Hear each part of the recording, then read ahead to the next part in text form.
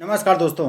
आज मैं आपको वैशाख मास महात्म के 30वें अध्याय की कथा सुना रहा हूँ। श्रुतिदेव कहते हैं कि हे राजन, वैशाख शुक्ला की अंतिम 3 तिथियां त्रयोदशी, चतुर्दशी और पूर्णमासी बहुत ही शुभ फल देने वाली हैं। 3 तिथियां पुष्करणी जी कहलाती हैं। जो यदि वैशाख में महीने भर तक स्नान न कर सकें तो इन 3 तिथियों में स्नान करने से पूर्ण फल मिलता है। त्रयोदशी के दिन संपूर्ण देवता इकट्ठे होकर जीवों को पवित्र करते हैं। पूर्णमासी के दिन संपूर्ण तीर्थ विष्णु भगवान के संग इकट्ठे होते हैं।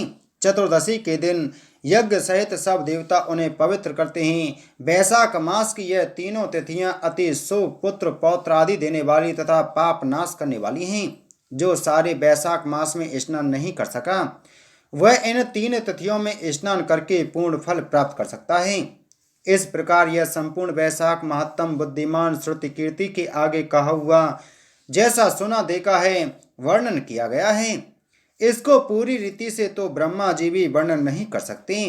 पहले शिव जी ने कैलाश पर्वत पर पार्वती जी को कथा सुनाई तो 100 वर्ष में भी पूरी नहीं हुई।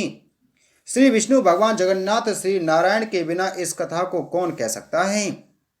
सब ऋषियों ने मनुष्य के हित की कामना के लिए थोड़ा थोड़ा इस महात्म का वर्णन किया। सो ही राजन, तुम वैशाख मास में दान आदि सत्कर्म करो, इससे तुमको निश्चय पूर्वक मुक्ति मिलेगी। श्रुतिदेव जी इतनी कथा कर राजा मिथिलेश से कहकर जाने का विचार करने लगे तो राजा के हृदय में अति दुख उत्पन्न हुआ।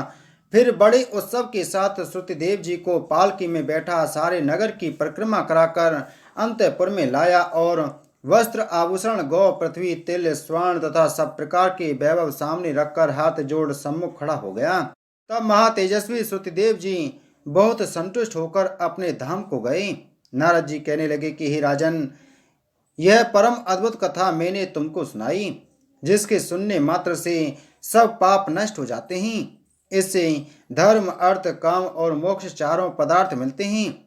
तब नारद जी के ऐसे वचन सुनकर महायशस्वी अम्बरीश अत्यंत प्रसन्न हो नारद जी को प्रणाम कर विधिवत उनका पूजन किया। नारद जी राजा की आज्ञा लेकर चले गए, क्योंकि वह साप बस एक जगह ठहर नहीं सकते थे। इस कथा को जो पढ़ता या सुनता है वह परम गति को प्राप्त होता है। इति श्री वैशाख मास महात्म 30वां अध्याय संपूर्ण। बोल वैशाख मास महात्म की जय। बोल विष्णु भगवान की जय।